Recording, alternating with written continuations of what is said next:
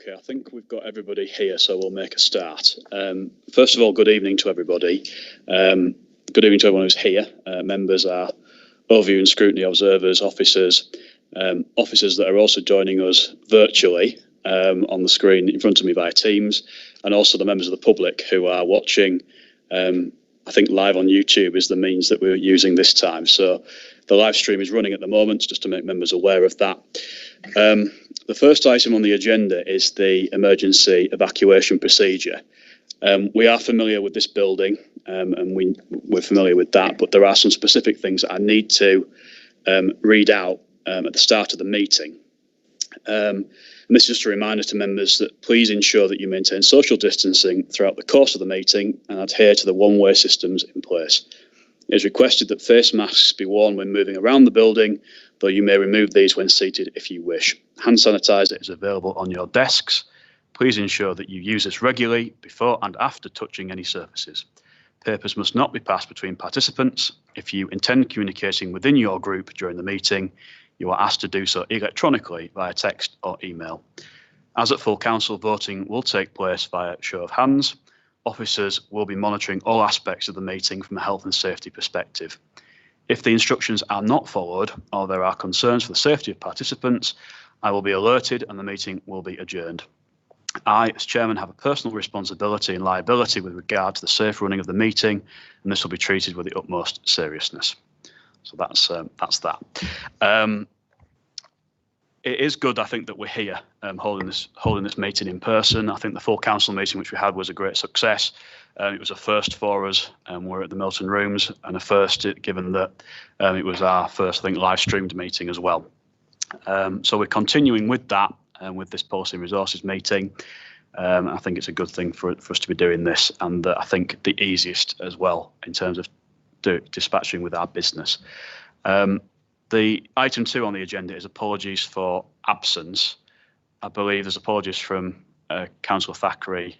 Councillor Paul Andrews is here as substitute. I think everyone else is here. Item 3 is declarations of interest. Do any members have declaration of interest they wish to make? I'm going to take myself and Lindsay as county councillors on the traffic item. Yeah. Are there any other declarations of interest? Councillor Joy Andrews.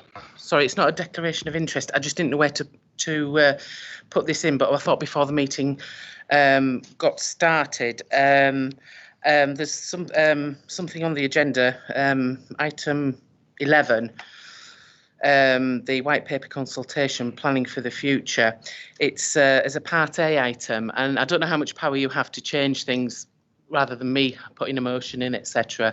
But I wondered if you would consider that going to a part B for full council. My suggestion would be that when we get to that, we then discuss. That'll be the best thing to do. Are there any other declarations of interest before we move on? Okay. So item 4 on the agenda is the minutes of the meeting held on the 19th of March 2020. People remember that's quite a long time ago. We were in this building, a sort of similar layout as now, and lots happened in the sort of past 6 months, but here we are again. I'm happy to propose those minutes as being a correct record. I don't know if there's a seconder. Councillor Dockra. Is everybody happy with the minutes? Yeah. So I think we'll go to the vote and just put our hands in the air. Yeah.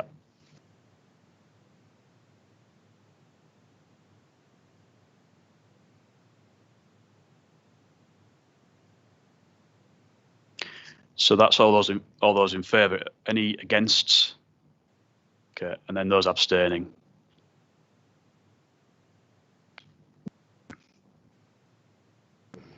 Chair, that's 6 votes for and 4 abstentions. Thank you. Item 5 is urgent business. There are no items of urgent business for this meeting. Items 6 to 9 are minutes from working parties. Some of these are going again back quite some time, one held on the 12th of March, some in June, September and August. What I'm proposing to do is, there isn't really a recommendation for us to do anything with those, but I think it would be worth just voting that we've accepted those working party minutes. Sorry, Councillor Burr. Thank you, Chairman. Yeah, I would just like it noting on the 12th of March minutes, which was proposed by yourself, Chairman, and seconded by Councillor Arnold. And it's really just for the benefit of other members, because I was privileged to be at that meeting, that, and I'd like it recorded, that 3 members on that committee, that's if my memory serves me right, all that long time ago, they weren't happy with this motion. They didn't support it, but obviously, you know, it was supported by yourself, Chairman, and Councillor Arnold, and I believe that the chair of the council was brought in and he supported it as well. So I would just like that noting. Thank you. As far as I understand it, the minutes are there for us to receive, but the actual minutes of the meeting will be approved by the working party themselves. So if there's something, I think these have already been to Constitution Working Party. Is that right, Simon?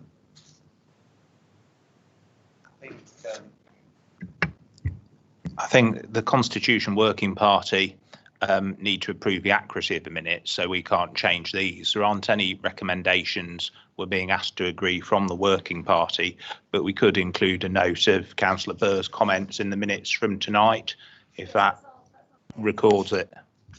Okay. Right, so I'm going to propose those 4 sets of Working Party minutes just to receive them. So that's not approval of them, it's just receipt of them to the Policy and Resources Committee. Is everybody happy? Well, I mean, the only thing I'm concerned about here is the minutes are approved by the Working Party and we aren't the Working Party. So clearly when we have a meeting of Constitution Working Party again, there's been no recommendation from the Working Party that's come forward, other than there was a discussion around the items. So, Chairman, about the feeling of the meeting, because when you read the notes, they're a little bit ambiguous. So I just was pointing that out and just would like that noted, please. Thank you. But I don't think there's any provision to note. All we're doing is receiving the minutes. Yeah, but well, you've heard there from Democratic Services, and I'll leave that for them to do, you know, in accordance with your request. But this is about receipt of minutes. It's not about approval of the minutes. Councillor Andrews, Paul Andrews.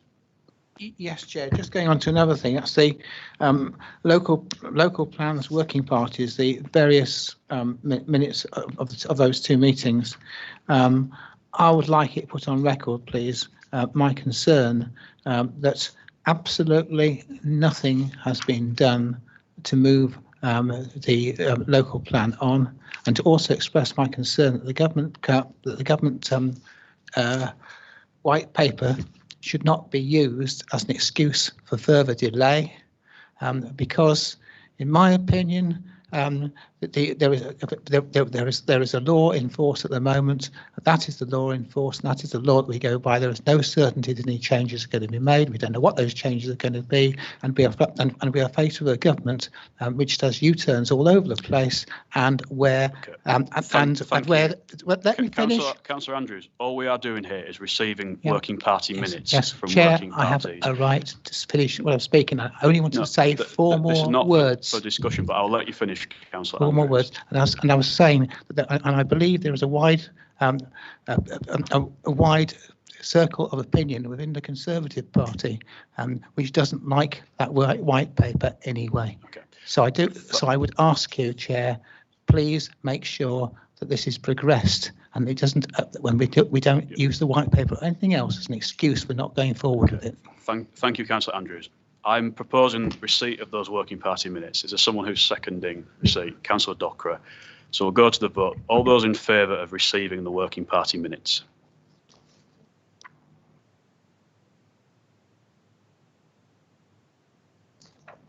Those against? Those abstaining? Okay. Chair, that's 6 votes for and 4 abstentions. We've got some quite controversial items on the agenda, but I didn't think or anticipate that the receiving of Working Party minutes would be that controversial. Item 10, so we're moving into the Part 8 items, matters to be dealt with under delegated powers or matters determined by committee. Item 10 is the HR policy revision, which is on pages 31 to 50.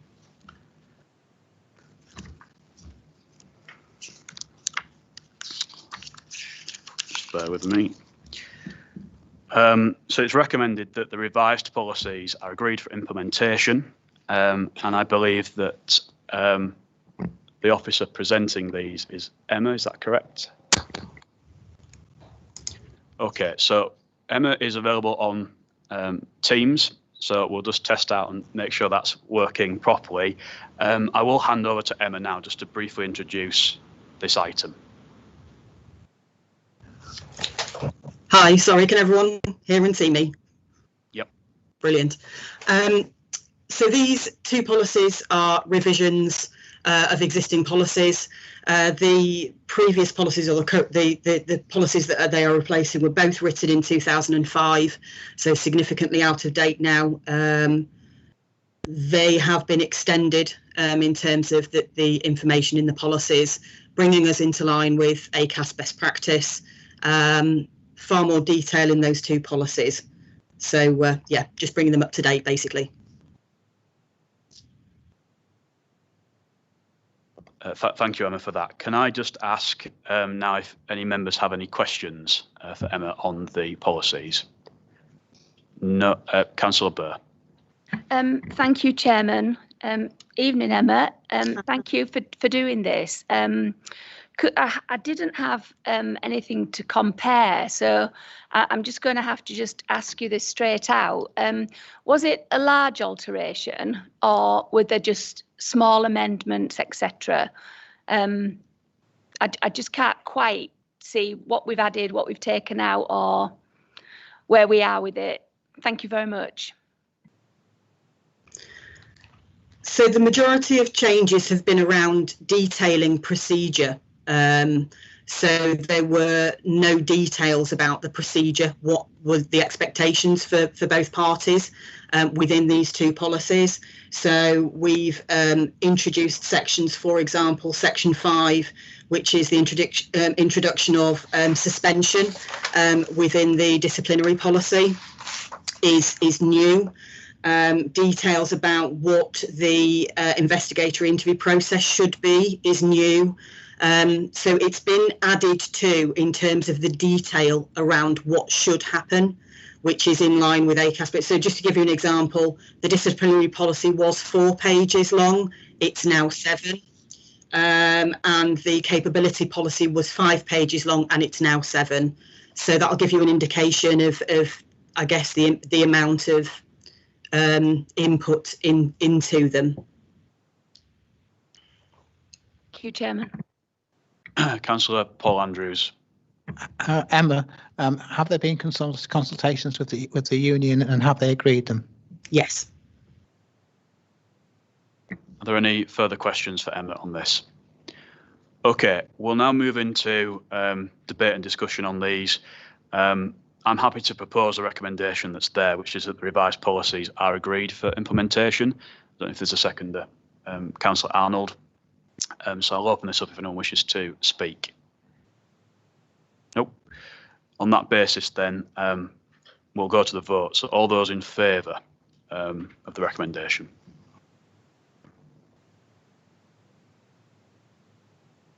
I think that's Chair, that's unanimous. unanimous. Excellent. Okay. The next item on the agenda is item 11, the white paper consultation, planning for the future, which I just need to make very clear is different to item 12, which is changes to the current planning system. So there are 2 consultations that are coming to committee. This one starts on page 51. Sorry, Councillor Andrews. Yeah, before we go into questions or discussion, I just wondered if you would look at putting this into as a Part B item, please. What I think is best is that when we get to the recommendations, or when we have a discussion and debate about it, we can decide before we come to a recommendation how we should handle it, if that makes sense. So we can have a discussion about it. It is listed as a Part A, and the reason for that is that this is a consultation, so we're not agreeing a policy, we're not giving spend to anything, we're not using our resources, we're responding to a government consultation. So that is it within the remit of policy and resources to do that. Yes. And the other concern that I've got, and don't quote me on this, but I believe in terms of numbers of questions in this consultation, I believe that we are talking about 26 different questions, some of which are extremely complex questions. Yes. And the way I was proposing for this to go tonight was, in effect, we don't comment on individual wordings in the draft that officers have put together, but that in effect, if there's anything which we think across the committee as individuals or collectively that has not been included, that basically we request that officers do include that. So what I don't want, I'm not saying that we all have to agree on a point that any individual is making, but everyone's points can be taken on board and factored into. Yeah, I mean, my concern is that it isn't everybody in the council's opinions. Yeah. It's just a third of the council, and that's why I think, I mean, I would feel happier if we could start with it going to a part B and then into discussion. I'd feel more comfortable with that. I mean, for me, it's just in terms of, and I will ask Jill to address this. Sorry, not Jill, it's Rachel that's presenting. Rachel, yeah. To address this in terms of what the timeline is for this. But for me, this committee can respond to this, and if the committee is minded that they don't wish to, it wants to go to council, that's fine. But what I can't understand is why everyone's had the opportunity to comment as a committee, and I'm happy that to be widened out to the rest of the council, so that we circulate this document and ask for comments to be put into. I just don't think full council is a useful forum to discuss 26 different questions. Well, no, but it's a very important document. I mean, this is if implemented, is going to affect Ryedale for generations to come. Yeah. And we are accountable to the electorate, and I do believe that all 30 members of the council who are, accountable to the electorate, as it says in, on page 64. And I just think that we need to make it now that it should be a part B. It should go to full council. Any questions that crop up on this, it gives the officers time then to look at that, etc., knowing that it's going to go to full council. Because, I mean, we have discussed this as a group. It took us 3 hours. I mean, and we did get the papers as normal as we should get them. But this is a weighty tome to get through. And it took us 3 hours of our time. And yes, we've come to, and I'm sure you've discussed it as a group, but we also don't have any Liberal Democrats on policy. And I do believe that obviously affects them, and they will have to answer to their electorate as well. I mean, because the stuff in this, as I say, is and I don't know how, I assume it's been to planning committee, because although I know it's policy, there is some, What I'm proposing to do is, I'm going to ask Rachel to introduce it and why it's come as a part A and the contents of the answer. And then if as a committee we feel that we want this to go to council, and it's possible to go to council, we can do that. But I am just looking at the dates as well in terms of the period of consultation, which is ending on the 29th of October. This would not be scheduled to go to council until the December 3rd. I am aware of that. I mean, and there's going to be 2 lots of referrals from policy and resources. So there's potentially going to be a significant number of items that are going to be heading to full council on that day.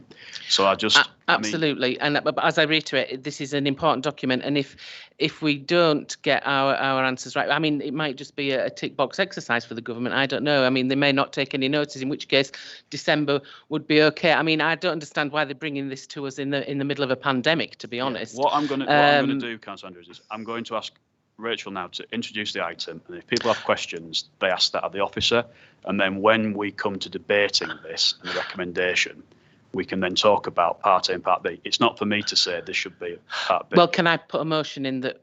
At that time, yeah, absolutely. Well, can't I do that now before we haven't had an introduction yet of the item. We haven't had the chance for questions, so before we get into that, I think that's the best way of going about it. So, Rachel, I'll hand over to you to introduce this first item. It's Jill. Thank you, Chairman. It's Jill. I think Rachel's going to introduce the next consultation, the next item. The white paper was released at the beginning of August. It summarises the government's proposals for reform of the planning system, and the report summarises those and proposes a council response. I have to say the proposals are very radical. It's probably the biggest reform of the planning system that we've seen really since the inception of the system post-war. And it's very much off the back of the government's views that the system is too slow, it's too complicated, it's not sufficiently transparent, and it doesn't provide enough certainty or quality of development. There are lots and lots of proposals in the white paper, but the key areas around reform relate to development plans, they relate to the decision-taking process, and they relate to the contributions mechanism. Underlying all of that, there are quite a few proposals around the use of technology to speed up the planning system, and an emphasis throughout everything on increasing the quality of buildings and design.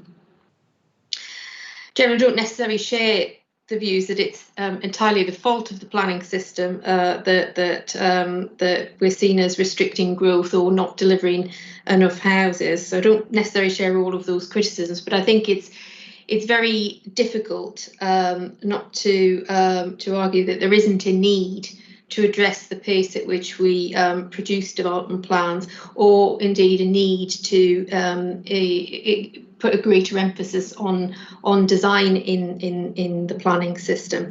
So I do think that there is scope and there is a need for some reform. These reforms they've been out for a few weeks now. There are mixed reviews, mixed responses. Certainly some concerns around implications for local democracy. The fact that the white paper, a lot of the reforms are about increasing housing delivery, but it's specifically related to the planning system, and it's not looking at other mechanisms for increasing housing delivery. But it's actually very, very light touch in terms of environmental proposals, and it's really introducing some risk around the contributions mechanisms, the way the reforms are proposing changes to developer contributions. Chairman, the report summarises the proposals in detail, and it outlines some of the issues and implications for us, and the proposed responses are in Appendix 1. We did ask all parish councils just to let us know whether they had any views that they would like district council members to take into account as the district council was forming its response.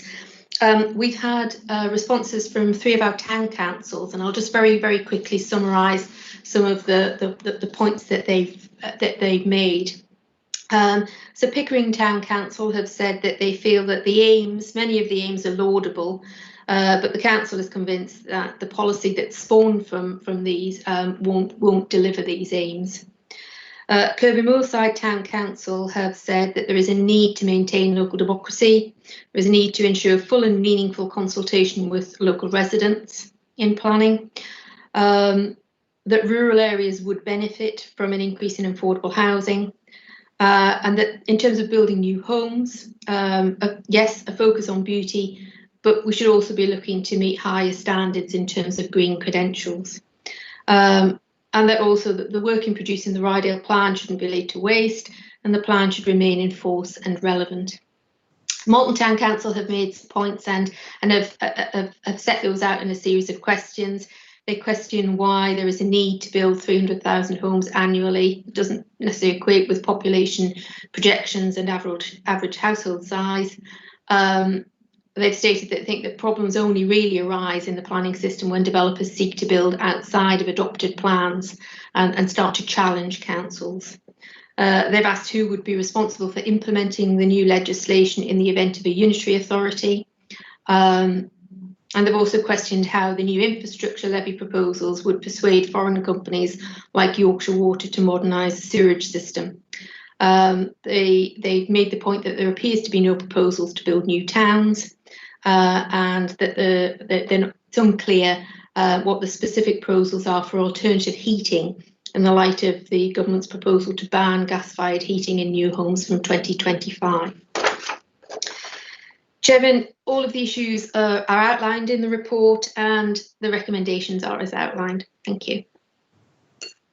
Thank you, Jill. Does anyone have any questions for Jill? Councillor Burr. Thanks, Chairman. Jill, I think we're all quite worried that obviously this has been released in the middle of a pandemic, and local residents are worried about probably jobs and money rather than getting involved. So that's a little bit of a problem, really. Now, our officers, they've spent an awful lot of time and effort going through all the questions and answering them very well. But knowing the planning committee as I do, they are really, really well informed. And I suppose it's following on from Councillor Andrews, really. My question to you is this document going to the next September planning committee? So all those members, which will make the views more inclusive if it doesn't get to full council, are they going to be discussed and taken into account? Thank you, Councillor Burr. It's not scheduled to go to the planning committee. The white paper, the proposals in the white paper were discussed at the last meeting of the local plan working party. The chairman of the planning committee sits on that group, and that is a group that clearly other members are able to attend if they want. But it's not scheduled to go to the next meeting of the planning committee. No. And a supplementary on that, could I ask the officers to actually send that to planning?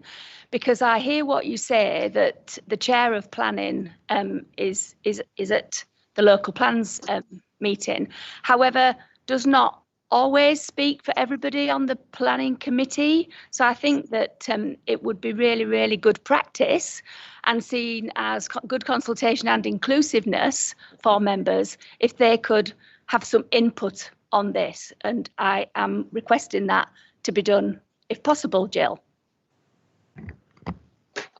Okay, are there any other questions for Jill? Councillor Paul Andrews. I've got a number of questions really, Jill, but first of all, what is the timescale of this coming into effect? Because it involves legislation, doesn't it? That's right, Councillor Andrews. Yes, it will have to replace quite a lot of legislation, primary and secondary legislation. I think there is something in the material that states that the government intend to bring the new system into effect before the end of this Parliament.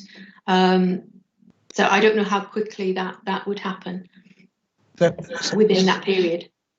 So therefore, as we are acting under the existing rules, there is no reason to delay revising the local plan that we're currently revising while this takes place, is there? Councillor Andrews, you're right. I don't think there is, and I'm certainly hope I haven't given members the impression that we're looking to delay reviewing the plan. I think it's important that we do continue to make progress in reviewing the plan.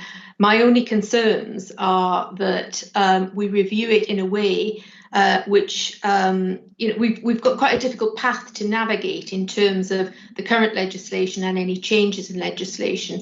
And I'm just keen to try and avoid a situation where we may have to repeat either technical evidence or statutory stages in the process that might come around as a result of changes to the legislation, particularly procedural changes. So I'm not suggesting that we halt work on the plan review. What I'm suggesting is perhaps rather than focusing our time at this front end on some of the procedural matters, a detailed project plan that's aligned to the current legislation, statement of community involvement, which is aligned to the current legislation, then actually we start to develop work on some of the more substantive content of the plan. We know that whatever system comes into place, whether we stay with the current system or whether we change to the system that's proposed, one of the constants within that is going to be the need for more land for development.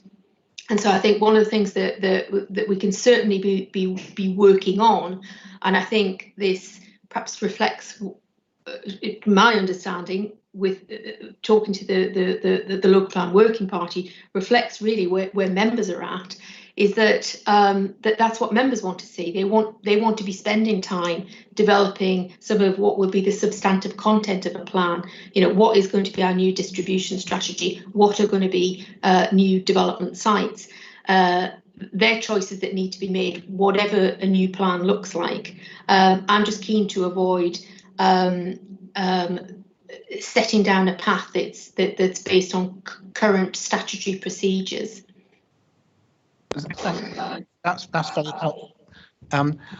When we're talking about development, there are, I mean, one of the things that came across to me when I read this report, and I know it's sort of dealt with partly in response, but it's a question of infrastructure and a cumulative effect of in new development cumulatively on existing infrastructure.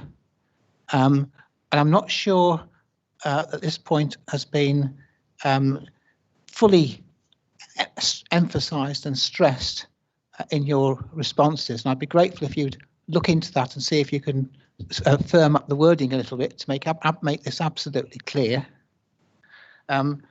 Another point that Councillor Andrews, is this a question that you're asking here, or okay, is yeah, I'm asking her. I'm asking her. Is she willing to do this? Yeah, well, what Councillor Andrews, what I said right at the start of this meeting is, once we get into the discussion and debate, any single councillor's points that they wish to make that haven't been addressed in this paper will be taken on board. So the planning team, Jill and others, will listen to everything that's said when we get to debate and discussion, and it will be taken on board. Okay. This is just if there's any things that are unclear that we want to ask Jill about. Councillor Joy Andrews. Thank you, Jill. I don't know whether this is putting you on the spot or not, but when you've had consultations before, how flexible are the government on the deadlines for getting them back? If they're looking to sort of implement this or run with this, and they're looking to do it by the end of this Parliament, would we be possibly asked to have a few weeks grace on getting this back to them with the fact that we're in the middle of a COVID pandemic and everything else that's going on?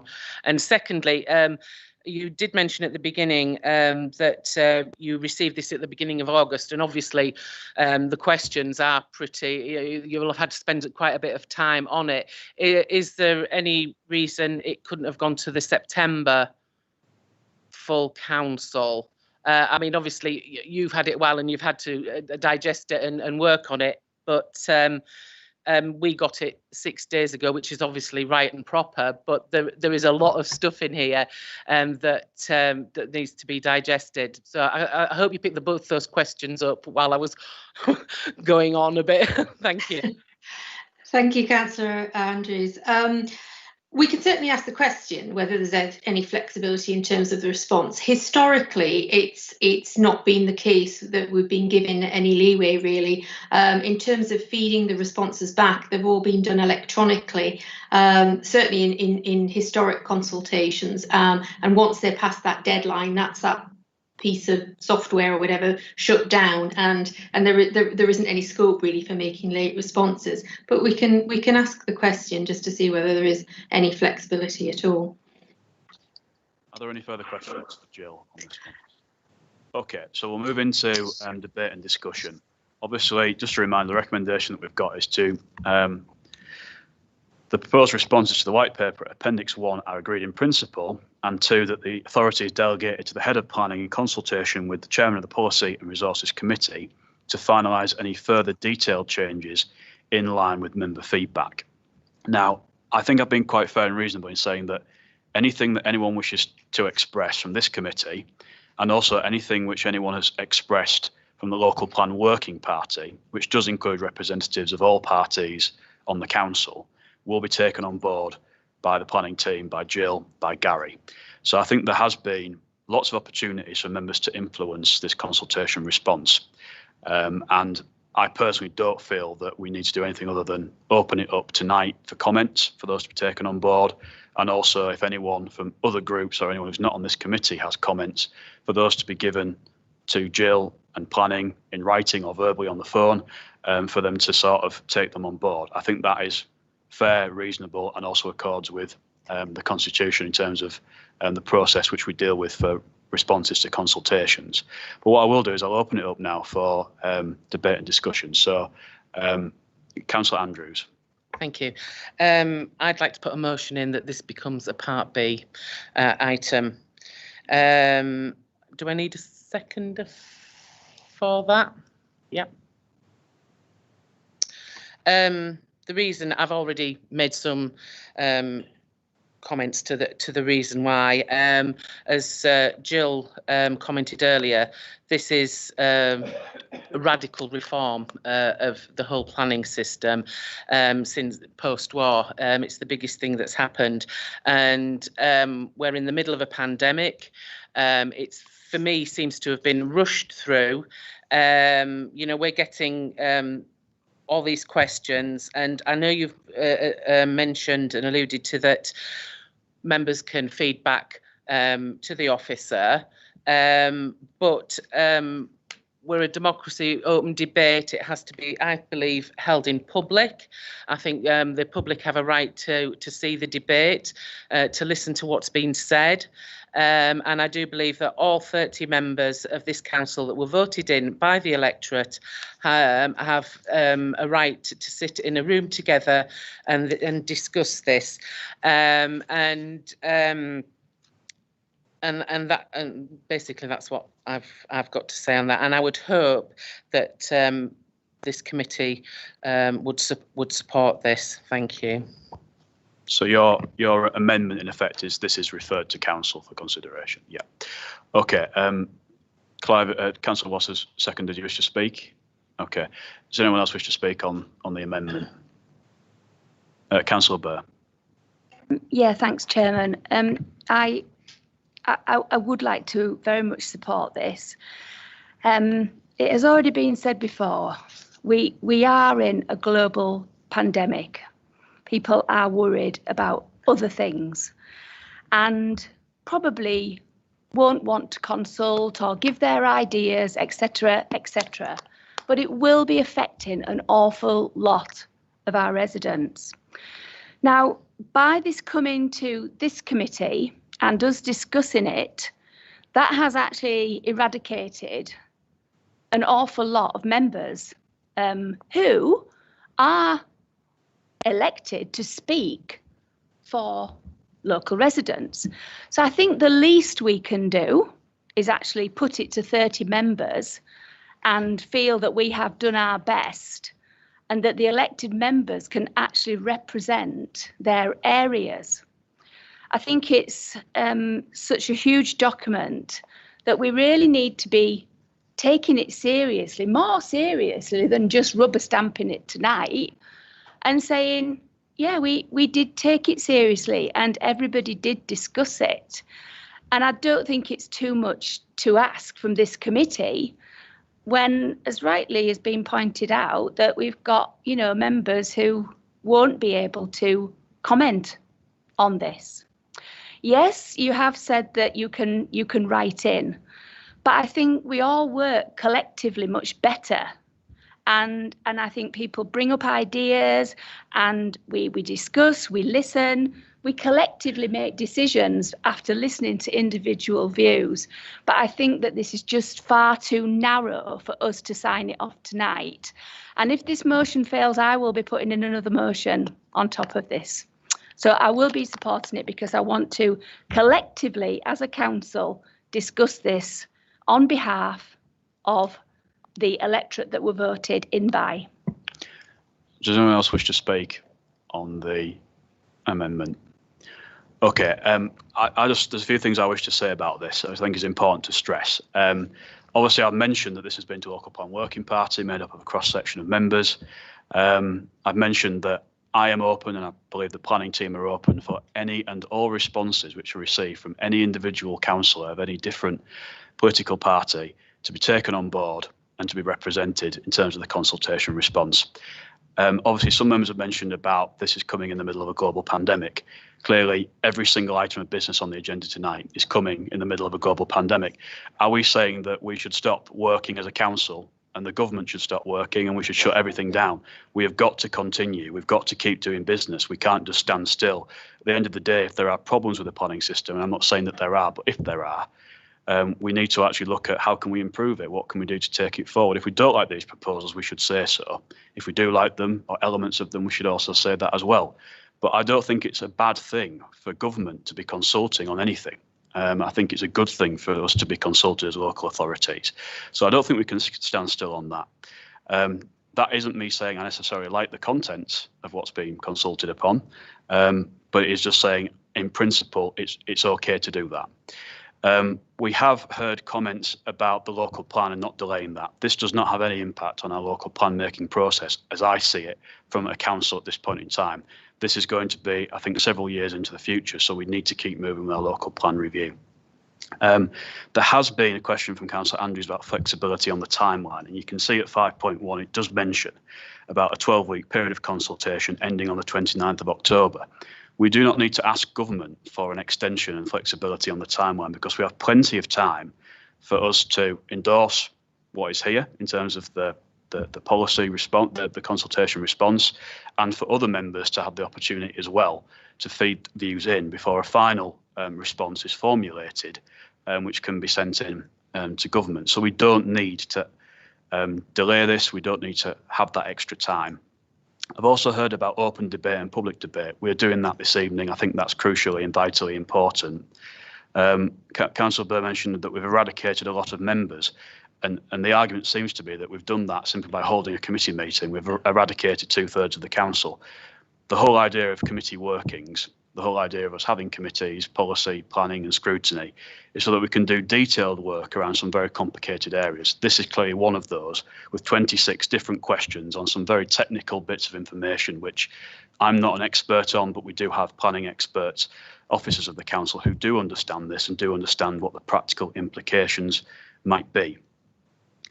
I've also, in the scheme of this conversation so far, we haven't actually heard anything really from members that they are not happy with in terms of the content of the consultation response. It seems to be a debate around whether this should be heard by this committee and decided by this committee or whether it should go to council. Clearly, as I've mentioned, in terms of timeline, we are going to have an issue because the schedule, and I will hand over to Simon when I finish speaking just to confirm this, but my understanding is that this item would not be heard by council until December the 3rd, so no response will be received from this council. Clearly that is going to be an issue, and I feel that we do need to make a response given how important it is. And I do feel, as I say, as chairman of the committee, and I think as the planning team, as officers, have been very reasonable in saying that any and all comments will be taken on board. I don't think I can be any more reasonable than that. So my strong feeling is that this doesn't go to council, shouldn't go to council because it's a risky thing to do, which means we may well not get a response. But I do give that wholehearted assurance to members that their views should be reflected. If they aren't, for them to contact me, and I'll speak to planning about that to ensure that they are in the final response, which is agreed by the head of planning in consultation with myself. Just hand over to you, Sam, just to confirm when this, if we were to refer this to council, when would it go?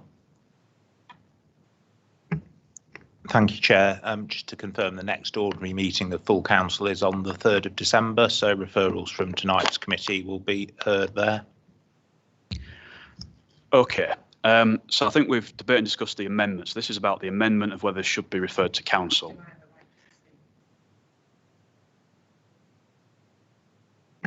Yes, at the end of the debate, you can sum up on the amendment. Yeah, it's been a while since we've had a committee meeting, so I do apologise. Thank you. You make a few points here that we have had 12 weeks to look at this. Unfortunately, in the 12 weeks since tonight to look at it, there isn't a council meeting in that time. And you said that we've been consulted as a local authority, and there's 30 members of that local authority. And so, and he said we should all have a say. And as I alluded back to, it's got to be an open debate with everybody there. It's all right, everybody putting their own ideas in, and you and the officer rubber stamping what goes in, etc. So if we can't get it in, and they are tight on the electronic time scale, we do have time to hold an extraordinary meeting. Like you said, things still go on. We can't just in a global pandemic shut up shop and not do this. So therefore, I know it would mean extra work for officers, etc. But as you alluded to, and I think we all agreed, well, there was a lot of nodding of heads, that you can't just stop doing things. There are a lot of important things, but this, to me, is of significant importance. As Jill said, it's radical reform. It's the biggest thing to planning. And I know you alluded back to the minutes that there were councillors at the local plan working party who had their say. It doesn't say in the minutes what they said. I have no idea what they said. I can't then therefore take on board what they said, think about what they said, agree, disagree. So therefore, I would propose that if people would support this, that an extraordinary meeting is held to discuss something that, I mean, we took 3 hours to discuss as a group. So it probably justifies a standalone meeting. Thank you. Okay, just one thing before we go to the vote, I would point out that the local plan working party was held and members were invited to discuss it. And clearly, you mentioned a significantly important item, radical reform. Actually, only 2 groups were represented at that working party. We didn't have representation from your group and from some others at that to actually give views. I just think that has been a shame, but we didn't make formal sort of recommendations on it, given that there was only 2 groups that were there to express those views. What I'll do is we'll move to the vote now on the amendment that this is referred to council. So all those who are in favour of this going to, as a part B, to council. Can I just, sorry, obviously we've discussed, I mean, an extraordinary meeting. I can't change the thing now, can I? So yeah, it might have to be another amendment. Okay. So all those who are in favour of this going to council? 5. So all those against this going to council? 5. So Chairman's casting vote will be that this doesn't go to council as a part B. Okay. Are there any further discussion or comments from Councillor Burr? Thanks, Chairman. Obviously disappointed that motion was lost. However, I would like to come back to what I said before and at least let the planning committee look at this and put in their views. So I would like the motion to, I don't know if I've got a seconder, the motion should be referred to the planning committee for us to gather their expert views. That's the wording. And the seconder, Councillor Andrews. Okay. Councillor Burr, sorry, Paul, I will keep stressing that. Councillor Paul Andrews.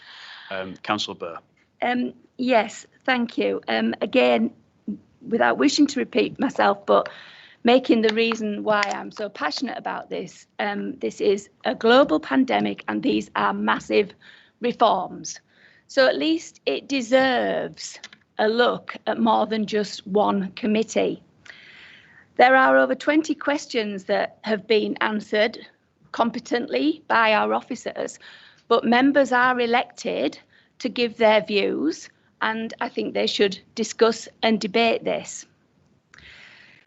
I don't think it's about stopping anything, Chairman, whilst we're in the pandemic, but it's making the best ability of what we've got and who we've got who actually sit on the council. So I feel that there's a little bit of pressure being put upon us by central government. However, we can rise to that challenge, but we can ask our planning committee if they would like to actually share their views.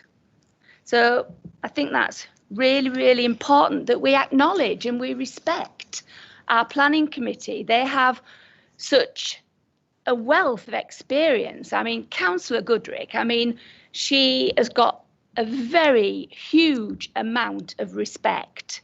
And I think that it would be really, really good if she and that committee could feed in. They have done a lot more training than some of us, and they know intricate details about planning.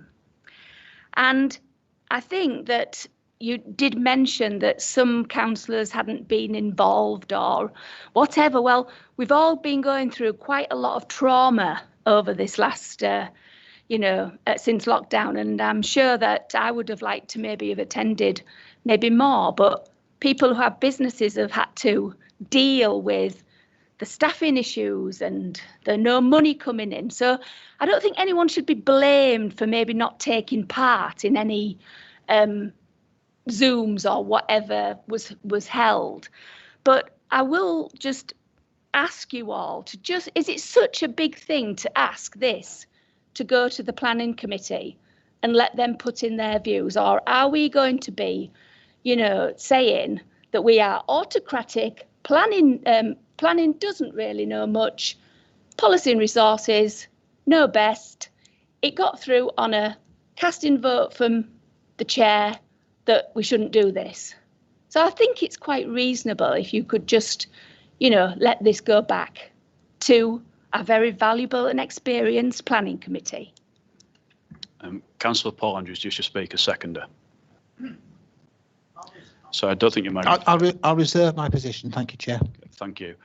Does anyone else wish to speak on this amendment? Okay. Sorry, Councillor Paul Andrews. Chair, I would first of all like to apologise for not attending the working party meeting. As you know, I've had a small surgical procedure which was rather vital, and I didn't really feel like it. And to be perfectly honest, I didn't really want to come to this meeting tonight for much the same reason. But I understand that there were 3 people who attended that meeting, 3 members, just 3 members. And I understand that the meeting was over in about half an hour. That was because I did try and speak to an officer about this. Now, to my mind, Chair, that is not adequate consultation of a committee. I think there's supposed to be 5 or 6 members of the local plans working party, and for just to say that it's been to the local plans working party when there were 3 members present who had half an hour discussion, and that therefore we don't need to take it to the full planning committee or to the council or anybody else, I think is going a little bit too far. So I would therefore support Councillor Burr. I would like to see this matter referred to the planning committee. Thank you very much, Chair. Okay. Thank you, Councillor Andrews. Just some points that I would like to raise, which is around there is a proper procedure which we've got in our constitution for the way that we deal with certain items. This can be appropriately dealt with by policy and resources, taking on board comments from across the council. Obviously, the request here is for it to go to planning committee, and in principle, I have no problem with it going to planning committee, but that is not where it would usually be scheduled to go in terms of the formal consultation response, which falls in the remit of this committee, policy and resources. Councillor Burr mentioned about lots of respect for Councillor Goodrick, and indeed, I have a lot of respect for Councillor Goodrick, and I respect her ability as a chairman of a committee to be able to make a request to officers of her own accord. for something to be considered by the planning committee. I don't feel that it's necessarily right for us as policy and resources to dictate the work programme, the items for discussion of another committee. I think we can make a request, but I think ultimately planning committee are perfectly capable of, in their own right, of deciding whether they wish to say this or not. And I don't think that the officers would have any problem with it going there for those comments. The logical thing would have been sort of planning to have considered it and then for it to come here in line with their comments. But that isn't, this is the place that decides planning policy. This is a place where consultations take place on planning policy. And one thing I would just stress is I'm not blaming anyone for not taking part in the local plan working party. And I'm also not asking for anyone, Councillor Paul Andrews, for you to apologise. No need for you to do that whatsoever. I know people have got things on. I know people are busy. There's different things going on in life. And the reason why we only spent half an hour is because we decided that 3 members from 2 groups was not representative of the council. That's why we made a decision to consciously cut the meeting short so that we weren't trying to speak on behalf of all the other different groups. But I think we may be looking at this in a slightly wrong way, in that everyone is going to have a chance to give their views if they wish to, whether they're on planning, overview and scrutiny, or policy and resources. I don't think we need to make a formal request to planning to look at it. And indeed, the chairman may decide that she doesn't want it to be discussed at the planning committee. I think we just need to allow them to be able to come up with their own accord with what they want to do with it. But I have stressed that every single member of this council should have the right and the opportunity to give views to planning. And I just think actually we've spent now a significant amount of time deciding whether it should go to council, whether it should go to planning. We've not had any debate or any discussion as a committee in this time about what we actually think of the white paper itself. And I think, again, this just shows, I think, a little bit of where we go wrong as a council, in that we seem to get het up on the processes rather than actually giving our views and having that debate and discussion which we should be having. So I wanted to try and keep this simple. Every member across the council, 30 members, can speak to planning and give their views, and those can be taken on board.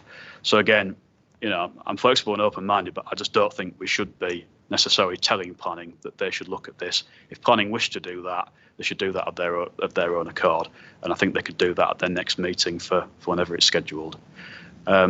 So the amendment has been proposed and seconded. Can you just remind me of the wording, please, Councillor Bill? Could you just remind us of the wording before we go to the vote? Yes, you can do, but I just for clarity, at the end, if you could just clarify what the amendment is.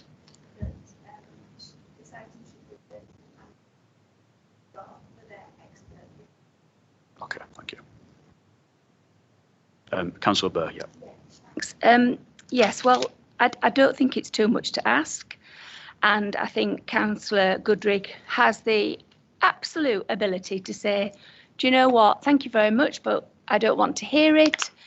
I totally trust policy, let them get on with it.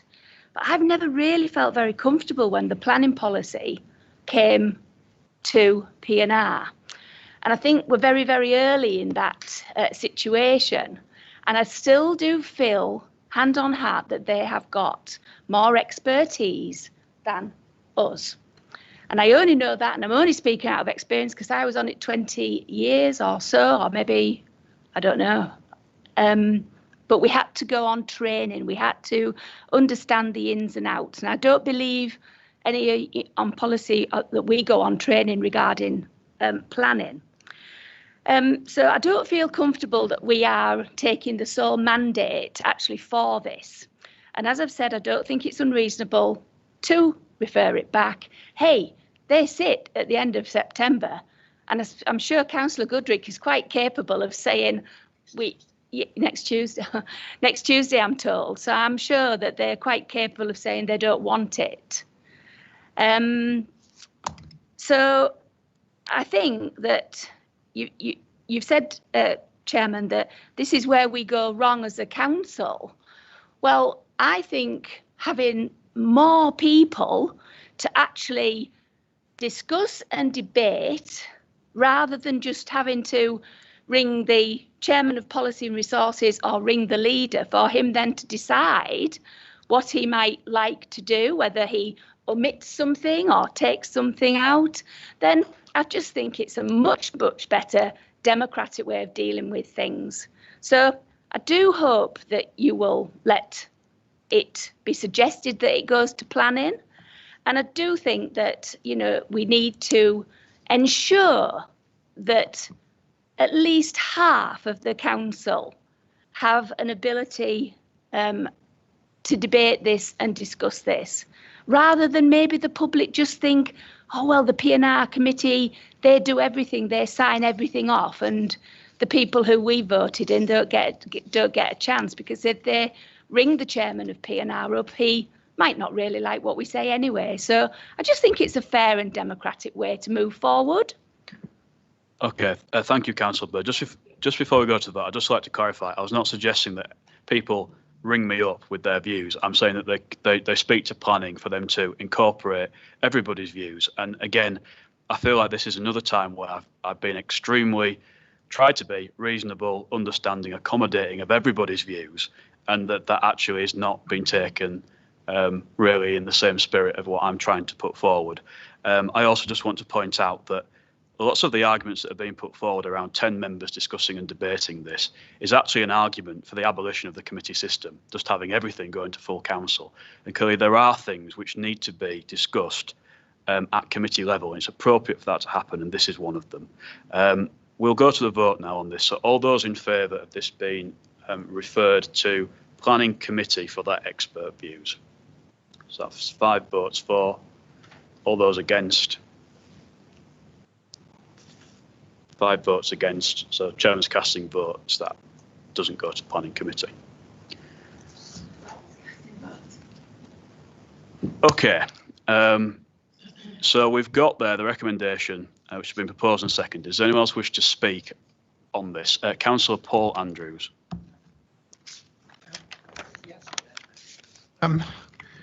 I mean, first of all, I hope that when we make our representations, the planning officers can make it very clear that actually this council does not agree with the principle of most of the items that are in this paper. I mean, improving the digital the digitalisation of the local plan, that's fine. That's modernisation. That's bringing things up to date. But changing the way planning permission is granted, when we all know perfectly well the real reason why development doesn't take place fast, is because developers don't want to release land too quickly, because if they release land too quickly, the value goes down, and that it's really the developers who are keeping the value of land up, not councils. And I know these points have been touched upon in the officers' reports, but I would like to see them strengthened somewhat. I am particularly concerned about infrastructure, not just infrastructure for the new development, but the cumulative effect of new development on existing development, which is already short of adequate infrastructure. And I think, and from what I can see of the white paper, there is nothing in the white paper which requires developers to provide and fund infrastructure that covers the cumulative effect of their development on previous development. And this should be made very, very clear. Another thing that I mean, there are many points going through this. I could list ad nauseam, but I won't. I just simply draw attention to another one.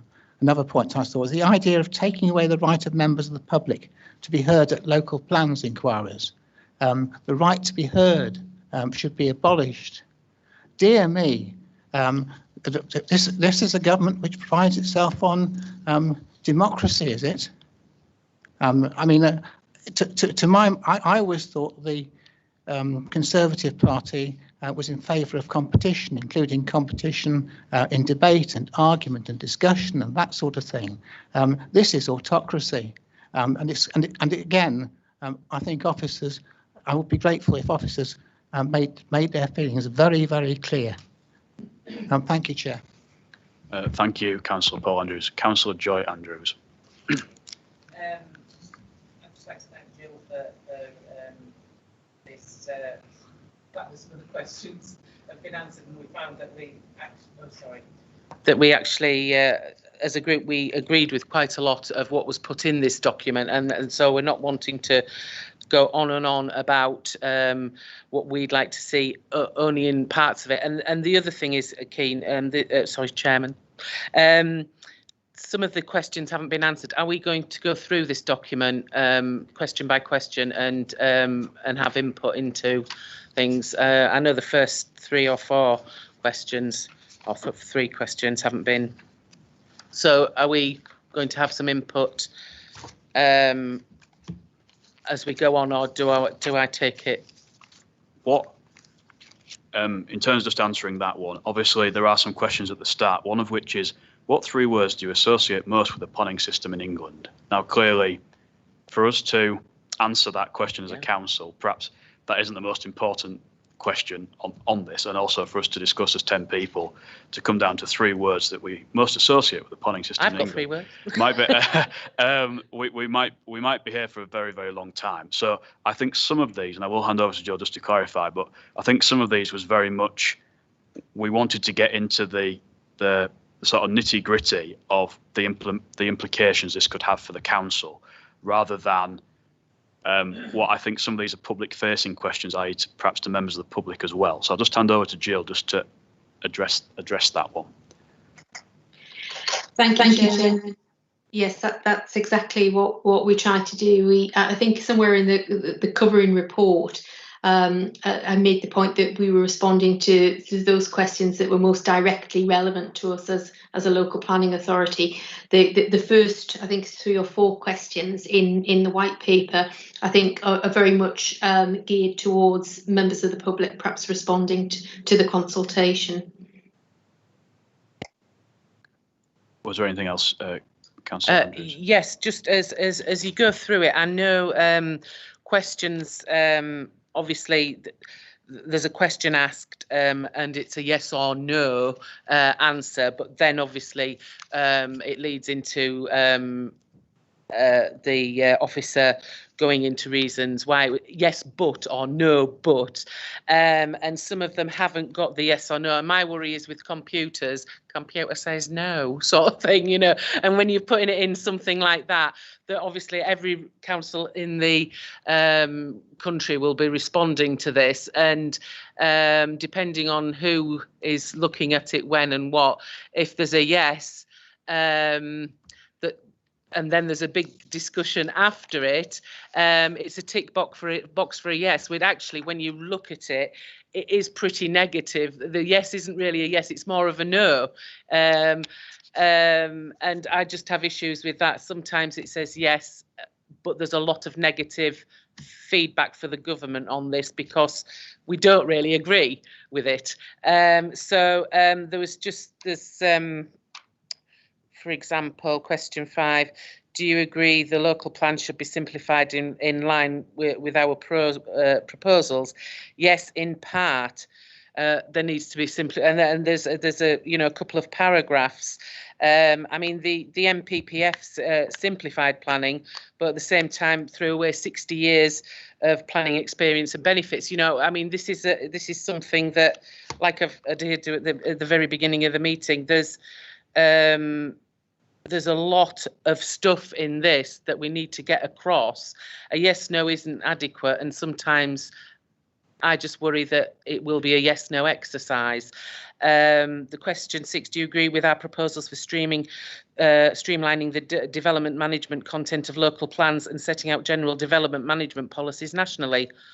Local plans, by definition, are local. You know, I mean, it's therefore you can't have a national plan that is local. And one thing doesn't fit all here, especially the likes of Ryedale. Do you agree that affordability and the extent of existing urban areas are appropriate indicators of the quality of development to be accommodated? I mean, you've answered no to that and went on for your reasoning why, and it's a perfect example of question 6, national plan v local plan. There's so much in this that is going to have an adverse effect on Ryedale. We're looking at, we had 3,000 houses to build in this local plan. Get something like this forced upon us is 6,000, and we're already struggling, as Councillor Andrews mentioned earlier. Infrastructure, there's not a lot of infrastructure mentioned here. I mean, Pickering, for example, Yorkshire Water, we know what's happened with Broadby, Yorkshire Water. It's 1973 since the sewage works in Yorkshire, in Pickering. They're taking lorries in there and bringing them out. We haven't got the infrastructure for what we're building now, let alone what's proposed. It's huge, and I just think we're not giving this enough airtime. Okay, thank you, Councillor Andrews. Are there any other comments? Councillor Frank. Got now to switch it on. It's a long time since I've been here. I think we have a big problem here as well, because a third of Ryedale is actually national park, and they are a planning authority in their own right. And so you're talking about building 3,000 houses. But what proportion of the 3,000 would the national park be expected to take in? And it's the affordability of houses as well, because the land and the price of houses in this area is way above the national average. And so I don't see how we're going to provide more land, particularly as, like I say, a third of Ryedale is national park, and then there's the OMB as well. So over a third of the area of Ryedale is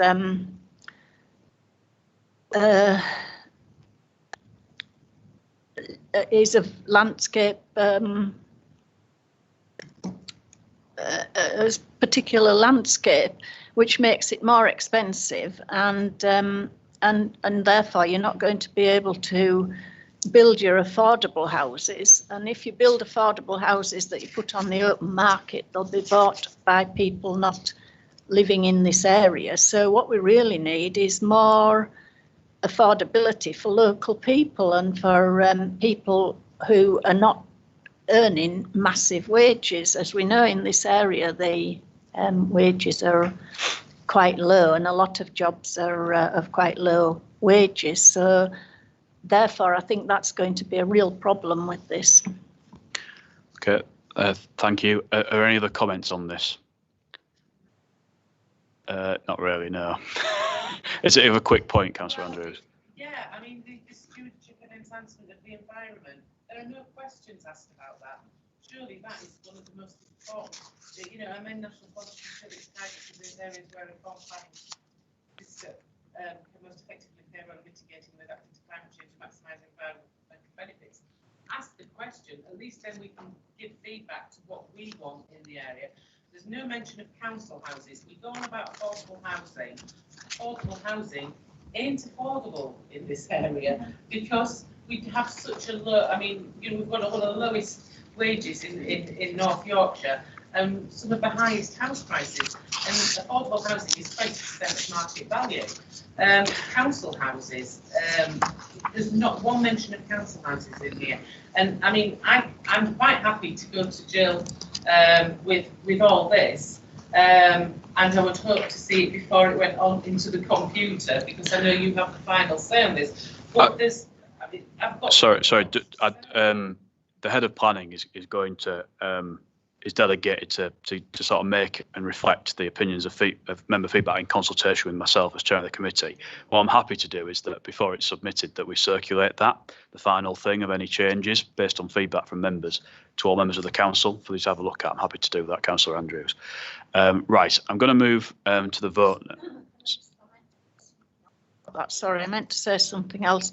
There's quite a lot about design in this, and it says you have to have a design code in place. And I wondered if we had a design code. You're supposed to have a design code in place by autumn 2020, and I didn't know whether we had a design code in place, and if not, when will we have one? Okay.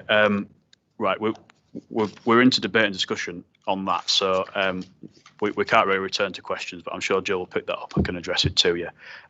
So the recommendation is there, 2.1, that we agree this in principle and that we delegate to the head of planning in consultation with chairman of P&R to finalise any further detailed changes in line with member feedback, and that's member feedback from this committee and from any other sources as well from other committees. Back to, so you can get something together. Well, what I'll do is I'll ask Jill to email members perhaps tomorrow with a briefing paper perhaps on this and a request for a deadline of when's going to be reasonable so that Gary can work on this. The actual consultation deadline to get it in is 29th of October, so we have got a bit of time. And would that be a public document? Would the public be able to see our response once it's gone? Yeah. Yeah. Yeah. Okay. Right. We'll go to the vote on this now then. So the recommendation. All those in favour of the recommendation.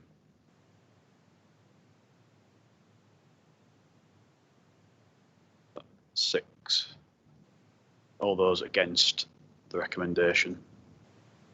None. All those abstaining. 4. Okay. Thank you for that. So item 12, again, is the consultation on changes to the current planning system. I will ask for Jill just to briefly introduce. Sorry, Jill, just to briefly introduce this one and the implications, perhaps for Ryedale. I think all the information's there, but just very briefly, Jill. Thank you, Chairman. It was Rachel that was going to introduce this, if that's all right. I apologise. Sorry. Thank you very much, Chair. Good evening, members. Yes, this report is to advise members and really to seek for you to frame your response to a government consultation on changes to the current planning system. And it is focused around 4 aspects. The first one is changes to the algorithms that are used to calculate the standard methodology for local housing need. The second is the securing and implementation of the product that the government has identified as First Homes, which is a new initiative in affordable housing provision for first-time buyers with a local connection. The third aspect is the temporary lifting of the threshold for seeking affordable housing contributions from 10 units to between 40 to 50 units. And the fourth aspect is extending the permission in principle procedure to larger housing schemes. In terms of the key impacts that officers have identified, the revised algorithms would result in a significant uplift in housing need calculation, and that would foreshorten the housing land supply that we currently have in place. And that raises implications in terms of needing to release land in advance of the new plan. And there are 2 key reasons for this. It's the absence of constraints being factored in, and the algorithm promotes growth where housing delivery has been happening. And that then puts commensurate pressure on a district like Ryedale, who has been delivering consistently, strongly in terms of housing completions. The second key impact is the increasing of the threshold for affordable housing will mean no affordable housing delivery or contributions on sites of up to 40 or 50 units at Moulton, Norton and Pickering. And that will be detrimental to the council's key objective, amongst other objectives, of course, of delivery of affordable homes. Thank you very much. Thank you, Rachel, for that. Does anyone have any questions on this? Okay, we'll go straight into debate and discussion in that case. Obviously, the recommendation mirrors the previous recommendation in that we agree the response to the consultation and that the head of planning takes on board member feedback in consultation with myself to finalise any changes before submission. I'll kick this off just for members to give any views on this. No, what I would just like to say, sorry, Councillor Paul Andrews. Well, Chair. Oh, it's not. Ah, yes, it is working. I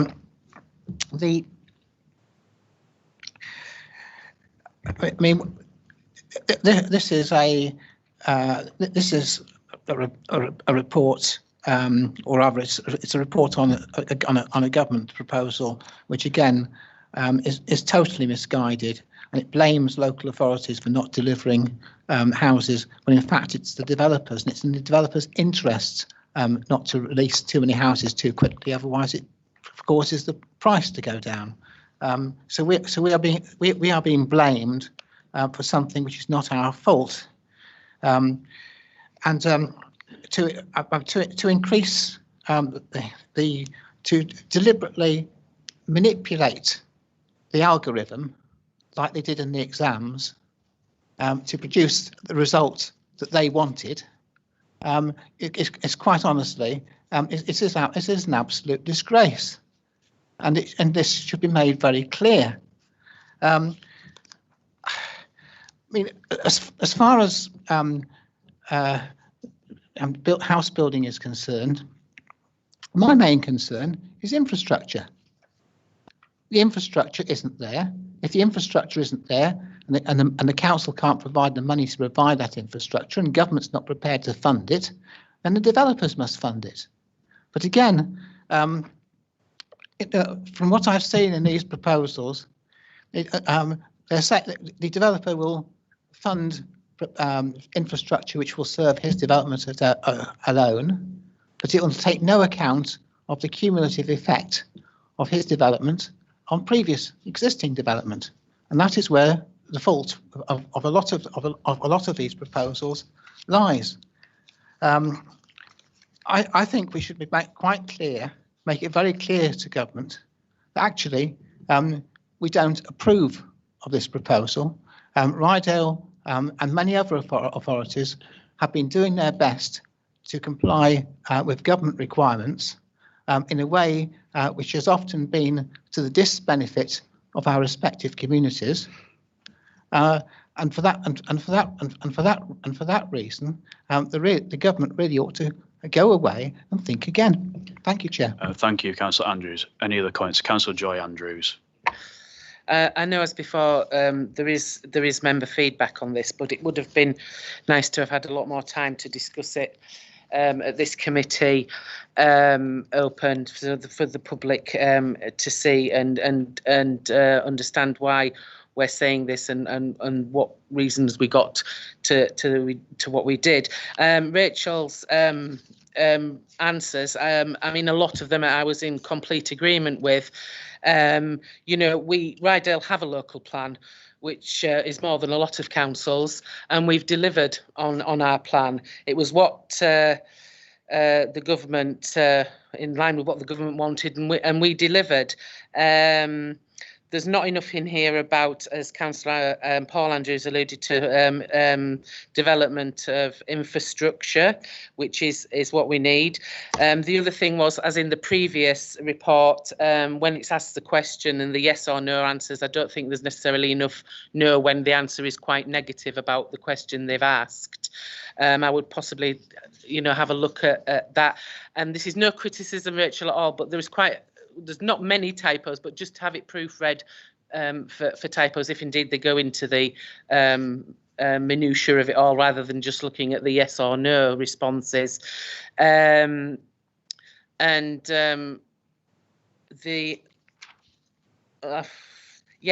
question 14, do you agree with the approach of allowing a small proportion of market housing on first homes exception sites in order to ensure site viability? I think a small proportion, I think we need a percentage on that. I mean, we weren't going to allow medium or large developments on the A170, but you know, medium and small are relative, aren't they? I mean, a percentage would be good, and then that way we can actually have a number, you know, because obviously we got the Kirby got a great deal of houses plonked on their A170. Councils should be building, I believe, on exemption sites, and council housing should be built. And I think this needs to be stressed. I don't think there's enough. The two words council houses isn't enough in this document. But as you said before, we can feed back to members, and I'll just take all my scribblings and what I wanted to say, because obviously we haven't got time to discuss this in open debate. Thank you. Okay, thank you. Are there any further comments on this?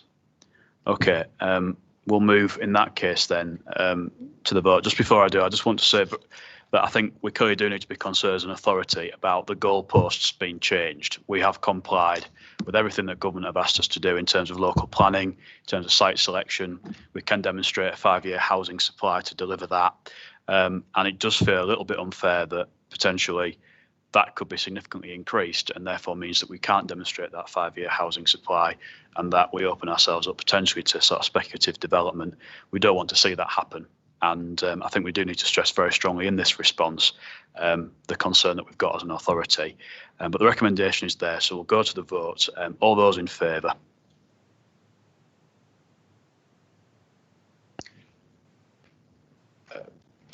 Unanimous, yeah.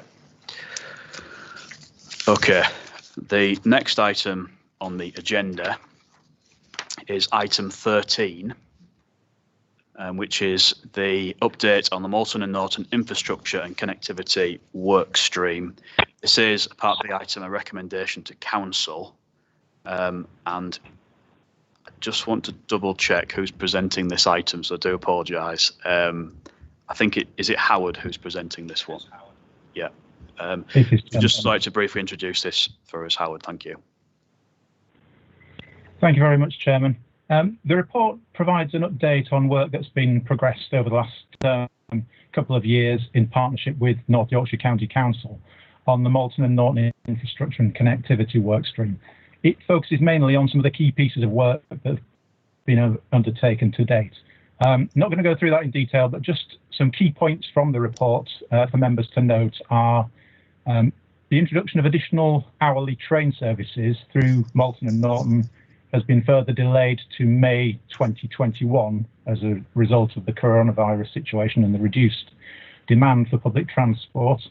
The County Council has commissioned a new computerised traffic model for the town, and that's been completed, and a range of options for junction improvements and traffic flow changes has been tested through that model. And the latest piece of that work, an air quality modelling of a preferred option, is about to be completed, and my understanding is that that will be reported to a county council steering group in the very near future. The county council has also committed to and started work on some initial project development work on proposed A64 junctions. Firstly, improvements at Musley Bank on the A64, and secondly, a new junction at Broughton Road. And the intention that these schemes will be developed to a stage where they're bid ready for whenever funding becomes available.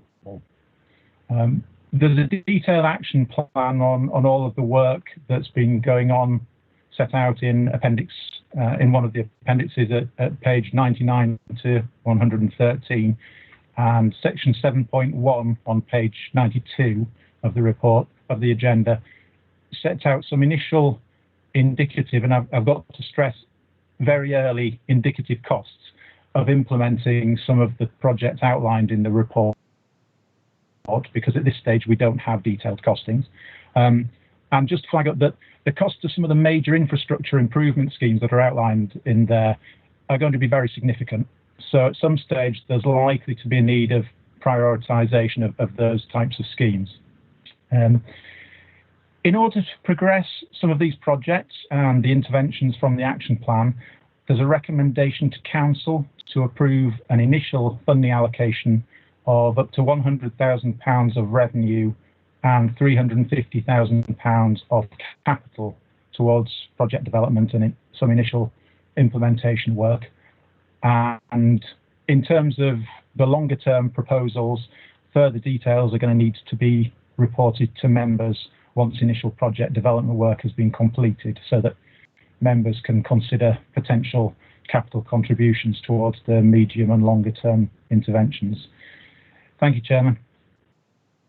Thank you, Howard. I'd just like to say on behalf of the committee, I think this has been a really useful update. It's very clear the progress which we're making on some of these items, so thank you very much for that. I will open it up now to questions. Is there any questions for Howard? No. Councillor Burr. Thank you, Chairman. Thank you, Howard. Could you just, and I'm sorry, I was looking for it, but I've maybe missed it. So if I have, I do apologise. Have we got any timelines on the proposals for the Broughton Road junction and the A64 Musley Bank? Because I'm very well aware that the LEP are going to be looking for proposals that are good to go. And I just wondered sort of where are the dates there? But as I said, I do apologise. I've tried to look and I can't find it. Thank you.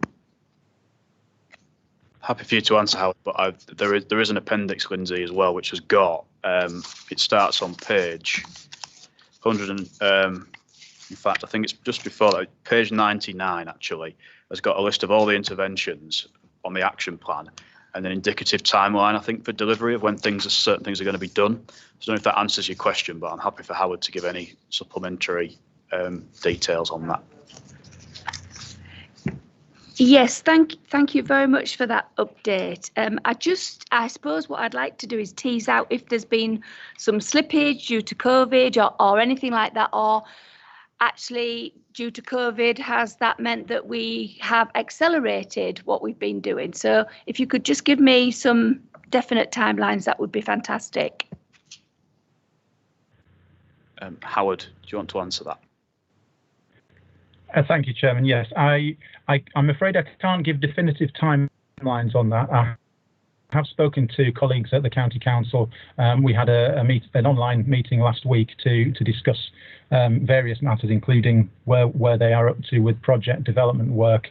The County Council was going to go back to their consultants to seek an update on the work that's been done so far. They hadn't had that yet, so I don't have timescales for when that project development work will be completed. But it started back in, I think it was April this year. So even during full lockdown, we were still working with County Council colleagues. County Council colleagues were still appointing consultants to progress this work. So as far as I'm aware, it hasn't been significantly held up by COVID, and indeed it has been progressing.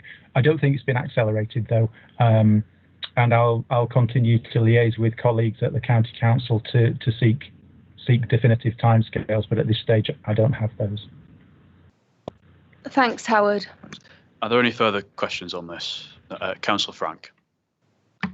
At 6.36, it says that you're working with partners, including County Council and LEP, and I wondered if you're working with the Ryedale Town Planning Institute, because they've just been given a new round of funding, government funding, for improving air quality and improving pollution and that sort of thing in towns. And if there's another pot of funding there, I just wondered if you were aware of it and if you would be applying for it. Howard, do you want to pick that up? Yes. Sorry, Councillor Frank, I didn't quite pick up what the funding source was. Was it the Ryedale Town Planning Institute? Yes, that's right. Yes. Okay. I wasn't aware of that particular pot of funding. I'll investigate that and see what the opportunities are. And that's around air quality. Yeah, I think it's just been launched, and you can apply for it up till the 14th of October. Okay, thank you for that. So there isn't much of a timeline for it. Thank you, Councillor Frank. Thank you, Howard. You can see the recommendations that we've got before us in 2.1. I don't propose to read those out, but I will now open it up for members to have discussion and debate. Councillor Paul Andrews. Yes, Chair. Of course I'm bound to support this motion, but I think at the same time I'm going to have to express considerable disquiet and dissatisfaction. The proposals which are on page, if I can find it, they're on page 92. They're the short to medium term interventions.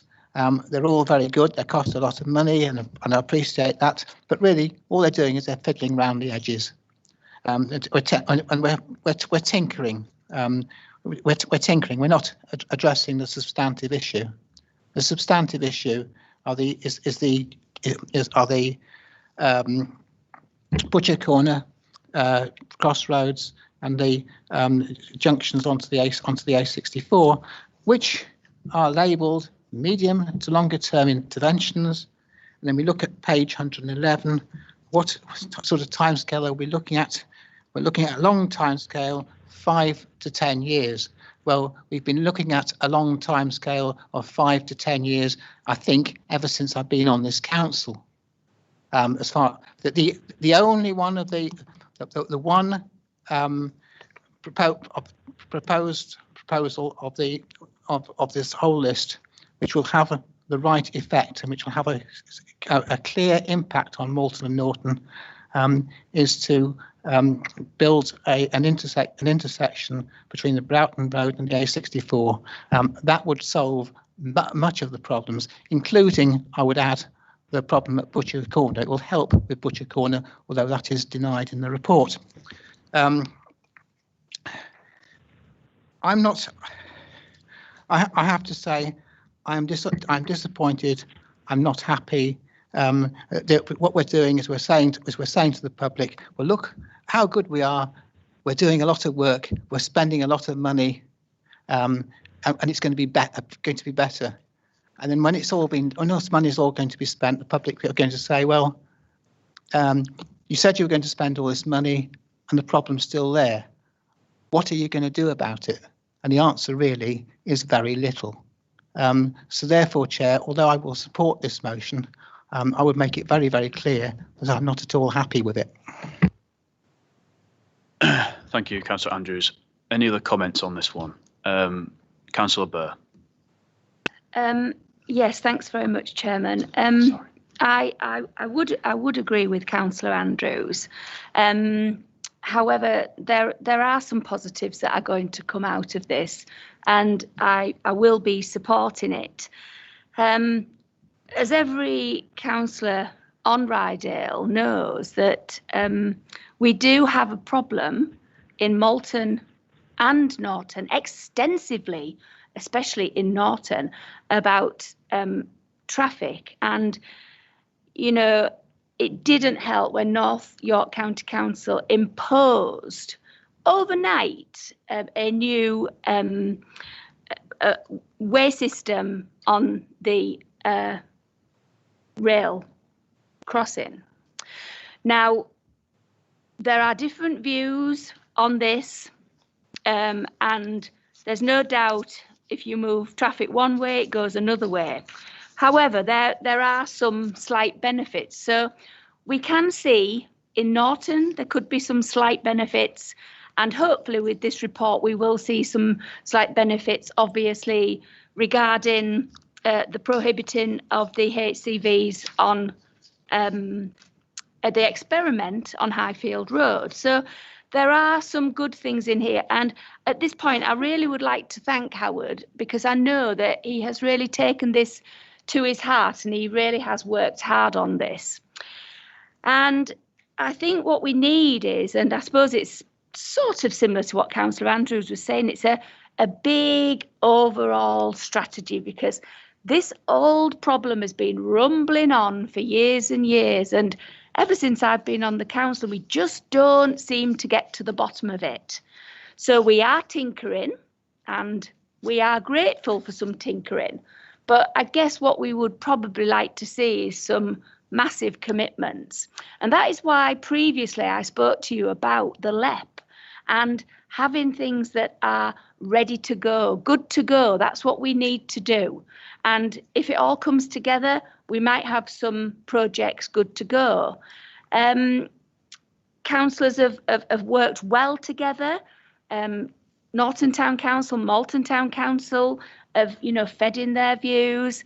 And we all know that it ain't great. Whether you live in Malton or you live in Norton, it just is not great. So I will definitely be supporting this, but I really do hope in 5 years' time that councillors who are on this, if there is ever going to be still a Ryedale, that they're not saying how many more years has this got to go on. Thank you very much, Chairman. Thank you. Any further comments on this one? Okay, just from my... Oh, sorry, from Steve. I do apologise, Steve, because you're just over in that side. I really do apologise. Just shout at me next time again. I will. I think spending 54 million to 94 million is a bit more than tinkering. I think it's putting something on the ground. Whether we'll get 94 million, I have no idea. Let's come into an end in a couple of years' time anyway. So I don't know. I'm fully support it. I fully support the money going towards it from the council. And I think let's get on with it and let's see what we can do and look positive, not negative. Okay, thank you, Councillor Arnold. Any further comments? No. Just from my perspective, clearly, I think everyone is frustrated about traffic situation in Malton and Norton. We all want to see action taken. However, I do feel that the interventions that have been identified and the progress that's been made, I feel we are making progress on this. One thing I would particularly like to pick out of this is the internal junction and signal improvements work. Myself and Councillor Burr as County Councillor sit on the steering group for that alongside some members, representatives of Ryedale and Norton and Malton Town Councils. And we are making progress with that. There is a piece of work that's come together. It's subject now to an air quality assessment, which we've been waiting for, and that's what's delayed the piece of work. But you can see that the cost of that piece of work is going to be £1.35 million to actually implement that. I think there's clearly a very strong role for Ryedale District Council to play in helping to fund and support that, because we do feel very strongly that there is an issue there which we need to help with. So I'd like to see us do that. And what I would stress is that basically each of these schemes would come back on a case-by-case, scheme-by-scheme basis for our consideration, for us to decide whether we do wish to make investment on a revenue or capital basis. But I think we should make that allocation within the budget, because we recognise that this is a priority which we feel very strongly about, and that we feel we do have a role to play as a district council. Clearly, we don't have that statutory duty, but we can play a role, I think, in helping to guide, push and ultimately fund some of these interventions. But we are going to have to prioritise and decide which ones we think are more or less important than each other, because we can't afford from our own budgets 54 to 94 million. We're going to have to prioritise which ones we think are going to be most viable, that can be delivered, and that we can demonstrate to the public that we are taking this seriously and that we can get action. So I will be fully supporting this, and I think it's good to see that support from across the council, from Malton and Norton members and others as well. So the recommendation is there. I'm happy to propose that. I don't know if there's a seconder. Councillor Arnold. So we'll go to the vote. All those in favour? That's unanimous. Yeah. Thank you. Item 14 then is the homelessness and rough sleeper strategy summary. And the recommendation is to approve the strategy for submission to full council for approval. Again, it's a part B item. I think it's Kim that's going to introduce this item briefly for us. It is. Thank you, Chair. Good evening, members. So this report and strategy did come to members at the beginning of the year. I know that was quite a long time ago. So the draft was presented to members for comment to then go out to consultation, which occurred. So this is now to come back to committee to then be referred to full council. So the Homelessness Act requires local authorities to publish our homelessness strategy within 5 years of the previous one. Therefore, this one was due to be in place April 2020. The 5-year homelessness and rough sleepers strategy sets out the council's aim to tackle homelessness across the district over the next 5 years and details how the council will provide its housing options and homelessness services. It was due to be presented in March, and at the annex, we have put a summary, but there is the ability to see the full document again. An action plan has been developed, and that will be the work plan now for the housing options team over the next 5 years in order to achieve what's been set out. We did update the strategy in light of the current situation with COVID. That was really the only changes that we made. And we also have the ability to put in the complete year statistics for 1920. So that's in the full document as well. So it's just really for, as the chair has said, to approve the strategy for submitting to full council for approval. Thank you, Kim. Can I just say as well, in this sort of public forum, the housing services which we have at the council are phenomenal, and being sort of nationally recognised for our delivery on this. So, you know, big well done to you and the team. Are there any questions from members on this? No. Sorry, Councillor Frank. Can't quite see it because you're straight down the line. Apologies. Kim, can I just ask you, if homelessness is a huge problem in Ryedale, and has the COVID made a difference to it? Have there been more people sleeping rough, or have we had to up our game to help people who were sleeping rough during this pandemic? It's not a massive issue, homelessness, in Ryedale, because we obviously do a lot to try and prevent that with the initiatives we have as a local authority. You are correct. From March onwards, it's been a very difficult time. The government's initiative of Everybody In, which meant anybody sleeping rough or anybody in insecure accommodation that needed our assistance, got that. And at 6.3, I've tried to highlight over the past 4 months what we've done from March. So it's sort of give you a little bit of indication that the number of inquiries increased during the first 3 months from March by 64%. And the number of homeless assessments increased for us by 100%. And during that time, we did accommodate 28 households between April and June, and that was an 80% increase on the previous year. Now, that has calmed down now. I have to say the team worked extremely hard. We did accommodate everybody, and we have managed to move these people on, so they're not going back into insecure accommodation. So yeah, it's been a difficult time, but with all the initiatives that we have in place, and the team obviously rising to the occasion, that I think we've been okay, and we've managed it very well. Can I just well done to you and your team, Kim. I think you do a fantastic job. Councillor Burr. Thank you. Thank you. Yes, I just wanted to personally say thank you very much, Kim, for all that you and your team do. I hear a lot of feedback about how good everyone respects you and how good everyone thinks about the service that we offer is very, very good. But having said that, I am sure that we are in for some bad times, especially when the furlough system is going to change quite dramatically.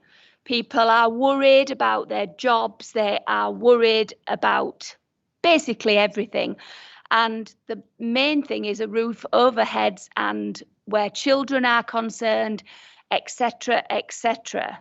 I think you've worked extremely hard and coped with those huge figures, and that must be commended.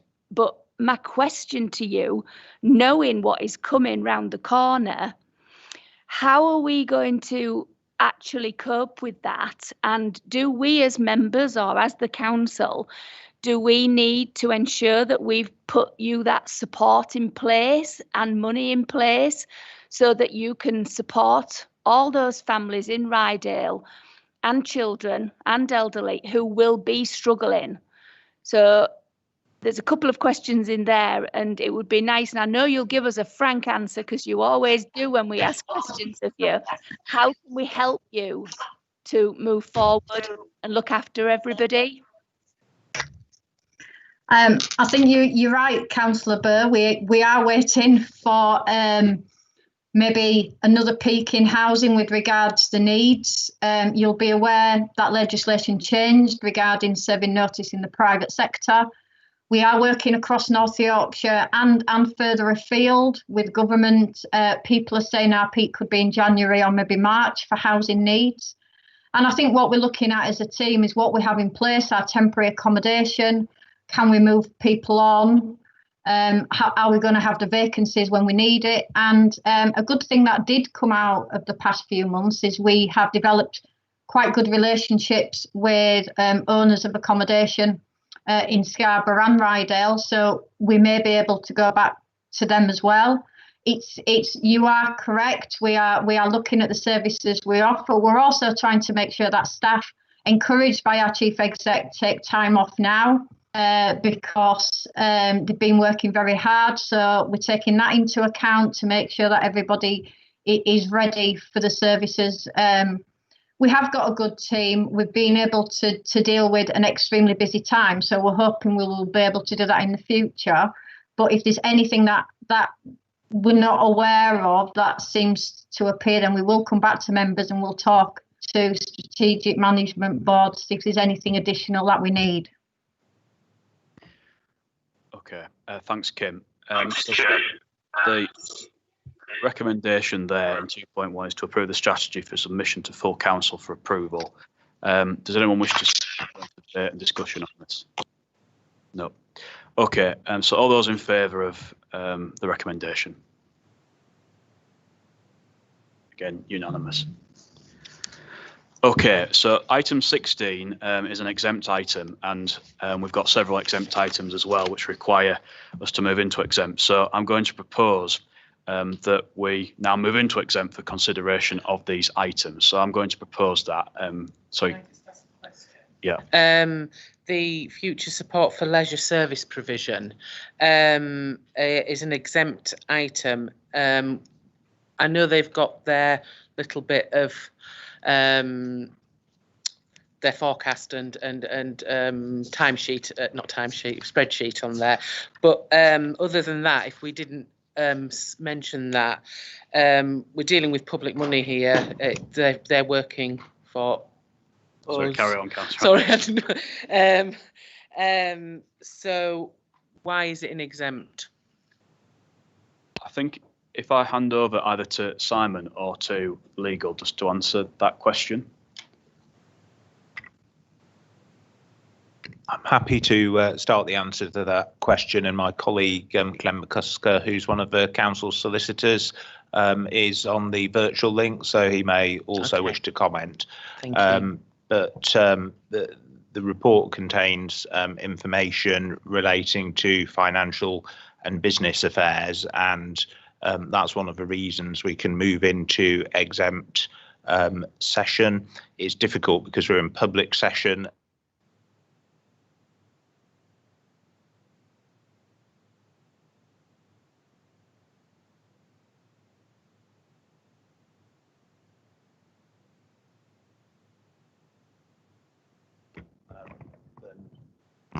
That might pick you up, Simon. It's difficult to go into much more detail than that while we're in public session, because I obviously can't discuss what's in the contents of the report. I don't know if there's anything more Glenn wants to add. Just hand over to you then, Glenn, on the Teams. Thank you, Chairman. Nothing really, just to say, in addition to that it's also contains financial information of the council, and also it reveals the council's negotiating position, which I think at this stage should not be made public. Thank you, Chair. Okay. So I think we've had an answer there as best as we can in this sort of public session. But I do take your point, Councillor Andrews. This is an important issue for the public, if it, I think if it was possible, I would prefer for us to be having that discussion in public, but I do think actually on balance it's going to be very difficult for that to happen, given the topic and what we might like to refer to. So my proposal, I think it's been proposed, and I don't know if there's a seconder for exempt, Councillor Arnold. Unless there's any comments, we'll vote on whether to go into exempt at this point. So all those in favour? So that's a unanimous decision. So at this point in time, I would like to ask IT, who I think are listening and monitoring the meeting, to switch off the public recording. So that's the end of the public session. But I do thank members of the